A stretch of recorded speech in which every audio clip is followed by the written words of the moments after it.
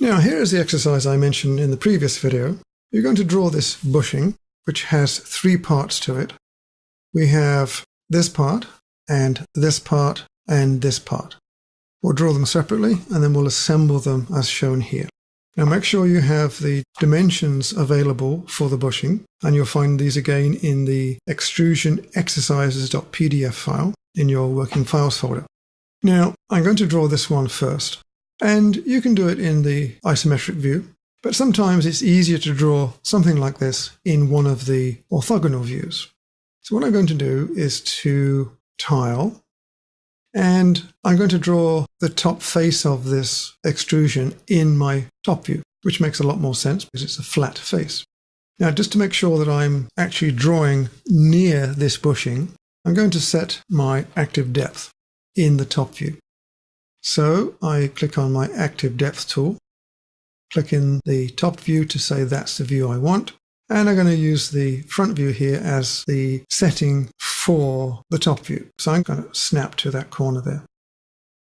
So now when I draw, I will be in the plane of this top surface in the top view, and it only applies in the top view, of course. So let's do that. I'm going to enlarge the top view a little bit and zoom into this corner here. So I need a closed shape, so I'm going to use SmartLine. Join Elements is on. Now again, I'm working in inch units. So I'll start with the top corner here. This is the back end of this object, and the object is 2.5 inches wide, so 2.5 at the keyboard. Data point, come across. I need to get to the start of the arc at the end of the object, and that dimension, after you've done a little bit of math, is 2 5/8. That will be 2.625, which is 5/8. So data point. At this point I need an arc, so I'm going to use the tilde key on my keyboard just below the escape key to switch to arc mode. Drag up, find the center. Well, I could put the dimension in, but why bother? I can hit enter and come across and find the center of that, which is just fine. That gets me my arc. Stops there.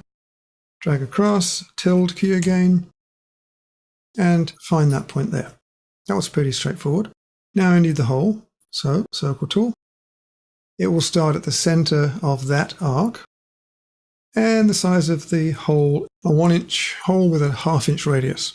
So it'll be just 0.5. There we go. So there's my hole, and there's my solid on the outside. Let's change this view to wireframe.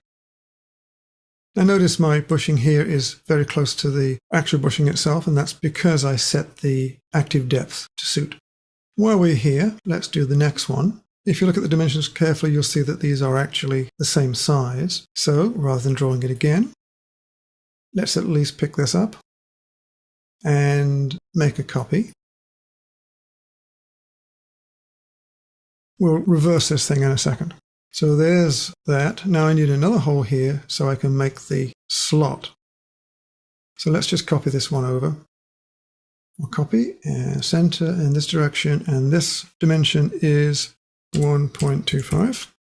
There's my second hole. Now I need to make that into a slot. So line tool, there and there. Line tool, there and there. And let's do some trimming.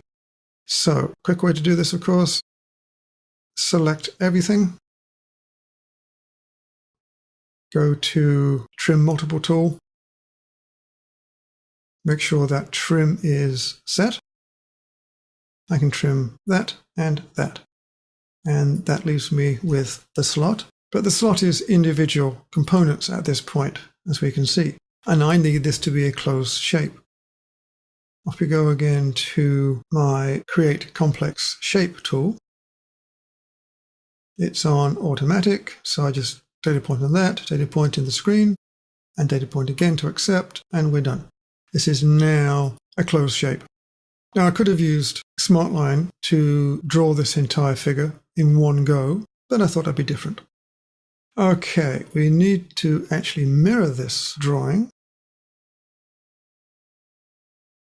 and change it to vertical, and here comes my mirror. I don't want to copy, so take that off and plop that there. So let's go to maximizing this one. Off we go again to the group hole. Start with this one, select the outer boundary, select the inner boundary, data point, and accept. Do the same over here, select the outer boundary, select the inner boundary, data point, accept.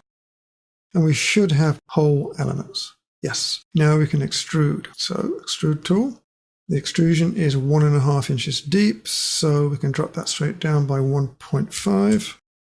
That's done, and the same with this, and I can use my previous distance marker to get the 1.5.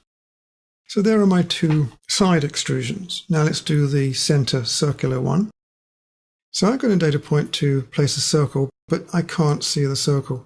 In the status line, it's telling me that my data point is outside the visible area of the view. And it says click for details. Well, let's just do that. And we read here that, as you would think, the display depth is either too small or too different, or the active depth is not within the display depth. So they're suggesting turn off the clip volumes, which makes sense. So let's just do that. So view attributes, turn off clip, and clip. And back we go again. And now we can probably draw the circle. Let's see. Yes, we can draw the circle now. We don't have a display depth. I need to change the compass orientation. And my outside circle, 2 inches in radius. Data point, another circle. And this is 1 5/8 radius. Data point, and there's my double circles. Let's make this a whole element. So that one, and data point, and we have the whole element, and let's do the extrusion. And the backward depth is 4.5 inches. Data point, and there we have our cylinder. So the next step is to assemble the objects, and I'm going to do that in the next video.